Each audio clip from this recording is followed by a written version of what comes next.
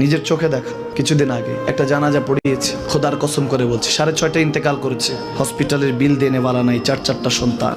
অ্যাম্বুলেন্সে ঘরে ঘরে আসবে, 1000-1200 টাকার বিল দেনেওয়ালা নাই। কি বুঝলেন? ক্ষণস্থায়ী দুনিয়া। মুমিনের কম থাকলেও আমি বলি, কেউ যদি এসে বলে হুজুর একটু দোয়া করেন, খুব পেরেশানিতে আছি, আমি তার হাত চুমু খেয়ে বলি তোমাকে মোবারকবাদ, আল্লাহ তোমাকে ভালোবাসে। পেরেশানি তো মালিক দেয়, এই জন্য এটা রহমত মুমিনের জন্য। পেরেশানি দেয় যখন ফেরেশতারা বলে আল্লাহ চাইতেছে টাকা পয়সা চাইতেছে, বলে এটা কি? বলে ফাসেক, দে বিদায় কর। তার চাওয়া চেয়ে বিরক্ত লাগে, বিদায় কর, কি লাগে দে।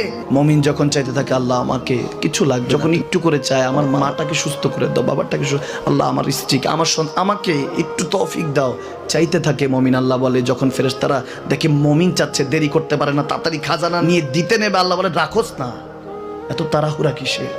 তার চাওয়ার মধ্যে তো প্রেম আছে, একটু চাইতে দেস না।